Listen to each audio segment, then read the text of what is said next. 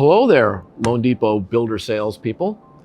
Today we're going to talk a little bit about how to maximize your capture rate in relationships you already have with a preferred builder or a joint venture partner or a home builder that already believes in Loan Depot's value proposition. Because there's always another loan you could capture.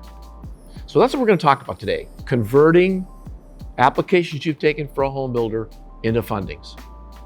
First and foremost, very important. We talked about this once before, but I want to reinforce it to those of you that are in the building group. You're dealing with the same community salespeople for the most part. You're not moving around to different real estate agents. So you need to make sure that you are totally integrated into their sales process. You need to understand when they have their sales meetings, what their value proposition is that they sell as a community sales agent on the product they're selling, which is the home builder's product. You need to know exactly where you as a lender get that referral, how you communicate with them in regard to updating them on borrower situations. And they're going to bring up somebody called an escrow coordinator in almost every case. That is the person who is the gatekeeper for data and communication. So once you have a loan, that person needs to know what's going on with the status of that loan.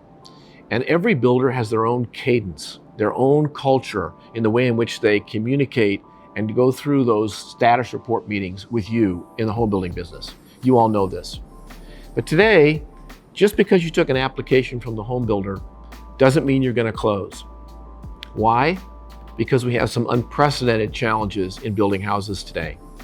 Some of them have a normal build time of 9 months that's now going to 12 and 13 months. And even if you have a long-term lock, as we do, up to 12 months, if that builder can't get the product built in time and you have to have an extension, it's either impossible or extremely expensive. So if you're going to use long-term locks, which I tell you are a great tool, obviously, to lock in the borrower, to make it sticky to you, then you really should give yourself a buffer. If the builder says it's going to take me 9 months to build it, make it a 12-month lock. Give yourself an immediate buffer when it comes to that, because construction delays are pretty much becoming inevitable in this market. That keeps your people in tow. Even when rates are going up, they're protected. That long-term rate is very important. Number two, really understand what the options are for your home builder's concession dollars. Some home builders say, look, because we're trying to keep our home buyers and attract them at a higher interest rate, I'm willing to give up a certain amount of points, 1, 2, 3, 4, 5 points, whatever I can afford to give away to keep that borrower in my pipeline and to close this loan, even though my construction is a bit delayed, rates continue to rise. What are they willing to contribute, and how's the best usage of that money? Is it a permanent buy down? Is it temporary buy downs? Is it waiver of fees? You got to find out exactly what the builder is willing to do and then figure out on your whole menu of options, what's the best for each individual? Because some people may just want this and not that. You can't just give one size fits all. It doesn't. And individuals need to know what their options are. We are seeing home builders come to the table and are willing to provide concession dollars to help you as the lender compete against price against everyone else. And if the builder is giving that concession to you and no one else, you have an unprecedented advantage to get more of that capture. So that's a really just a broad-based statement of what you have to do. But let me tell you some little secrets, whether you're in a joint venture or, as I said, with a preferred builder. There are some things that really make a difference. One is when you take an application and you're given the privilege of that referral, don't take it for granted. Sometimes what happens is loan originators who are working with home builders a long time or are partners like in a joint venture, they get this lead that they kind of expect. And they kind of expect that, everyone's going to support them getting this closed. Even though in many cases that's true, it's a bad attitude with. You should think that borrower is not got an obligation to use you. They're going to get solicited by a number of other lenders. And you've got to be sure that you communicate that to them and have a sense of commitment to them, to their purpose, and you're supporting both the home builder and the home buyer. The minute you take it for granted, believe me, you will lose your edge. The other thing I'll tell you that's really important, those community sales agents can make or break your success. And you need to find every opportunity you can to reinforce how fantastic they are. Let me give you an example. You do a transaction with one of the community sales agents that closes and it turned out really great, the home buyer's thrilled. You make a post on LinkedIn, not only about the home buyer's comment about the builder and how cool it was to close that loan with them, but the community sales agent you named personally was the pivotal force in making this a seamless transaction. When they see that you do that on social media, that you publicly support their efforts, it goes a long way. It's not you, it's them. And the more that you do that, the more they will help you, respect you, look out for you. Let me tell you something else that will really be important to you.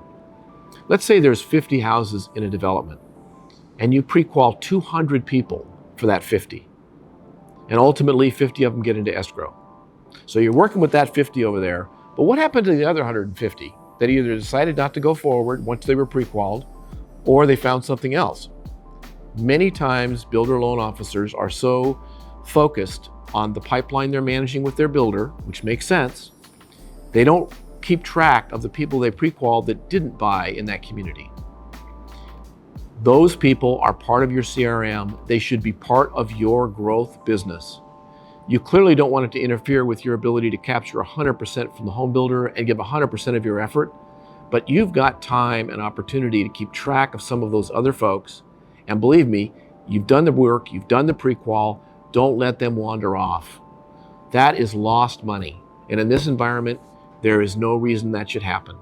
So when you get an opportunity to meet that many people, put them in your CRM, follow them whether they go into the resale market or buy with another home builder, you still want to be their loan officer.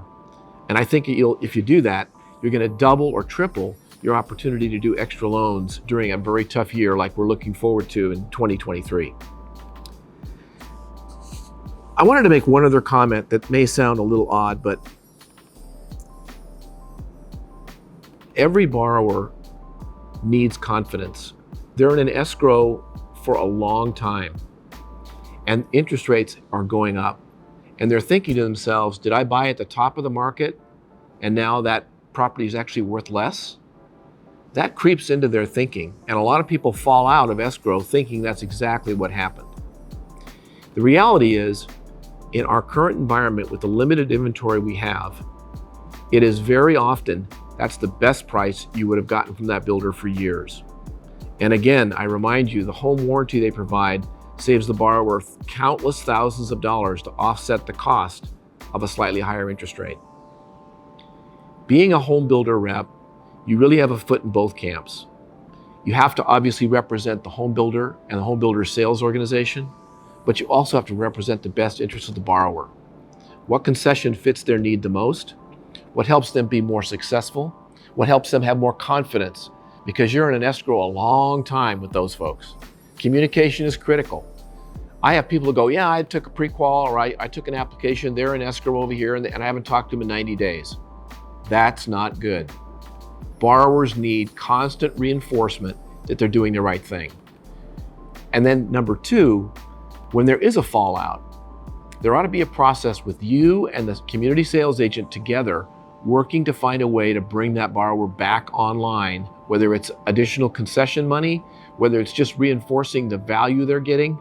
There has to be a real game plan for people that fall out of the pipeline, because that's what is number one loss and the number one issue in home builders today is that I have a accounting inventory issue.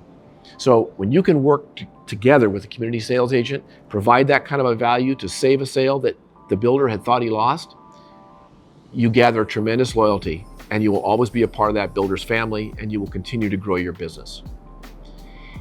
It's a very challenging business to be in the builder business because it takes patience and it takes a long time to build that confidence. But when you do, it's incredibly rewarding and you will continue to grow your business, get a lot more business from other people that you've pre-qualified while you're waiting on that community to finish or just to pre-qual in general. So look at the builder business as an opportunity for you to expand yourself. And if you're doing business today in the builder space, it's one of the best places you could possibly be. It's not recession proof. They have their own challenges, but they have assets they can help you be the best lender you can be. So till next time, I got to go back to paperwork. Thanks so much. Have a great day.